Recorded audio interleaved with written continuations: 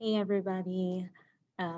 So this is going to be a very interesting and hopefully fun lesson for you. So this is for my fourth and my fifth graders. We're going to complete an octopus line drawing.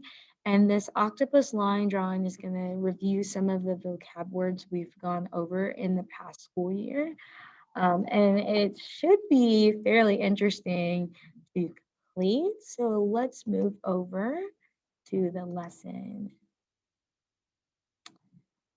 All right, so here we go. Okay, so like I said, we're doing an octopus line drawing, and there's a reason for an octopus to be able to kind of cover a few very important things. We're going to revisit line in this lesson, shape, and you guys know that um, lines are made up of dots, and these dots create lines, and lines are used to create shapes. And so on top of these shapes, we will create a sense of texture, and our shapes are also going to be um, colored in a way that creates a sense of space. Going back to that, as we're creating these shapes, we are going to do some overlapping, and overlapping also contributes to this sense of space. I just wanted to make sure I threw that in there. So what you're going to need for this project, you're going to need water and a water cup, of course, and you're going to need a watercolor tray, a little Crayola watercolor tray, perfectly fine for this, a paintbrush, and a Sharpie. You're going to need a pencil because you always want to sketch lightly what you think you're going to do, and then we'll go back over that with a Sharpie. And any kind of paper you can get your hands on, preferably a watercolor type paper that's made for watercolor and water, but if you have cardstock or some thick drawing paper, that'll also work. So it may be hard to see here, but your first step is to sketch in the shapes of the octopus. So you kind of want to start with the foreground, the four tentacles in the front. And as you move over to my next image, you will see that I added the other four behind that. So here's where that overlapping is happening. Because this is super cute, we want to create some cute little eyes to go with this guy.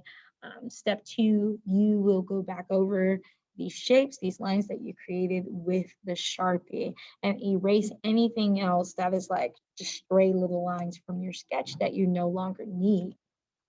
The third thing you're going to do is start creating your texture on top of your octopus. So here's where we start adding extra details that make him unique. So you can see that I use some dashed lines, I use some circles, I use some dots, and sometimes I use the mixture of both. So I want you to just have fun with this part, take your time, fill it up. We used a 12 by 18 sheet of paper, so it's very large. So this is a really large, cute little guy. So it does take a little bit of time to get all those details in there. The fourth thing you want to do is go ahead and whip out the watercolor. You are going to take that paintbrush, dip it in your water, dip it into your color, and you want to try to make as broad strokes as possible. The watercolor on drawing paper, for the most part, dries very quickly.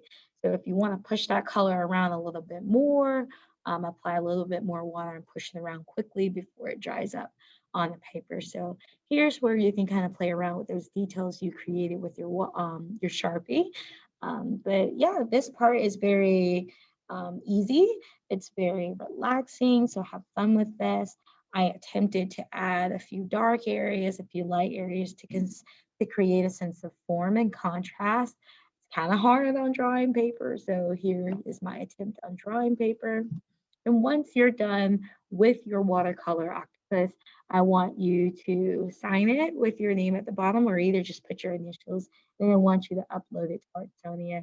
The access code is right there in the orange. It's ZFDJ-WTBB. All right, guys. So I hope you have fun with this.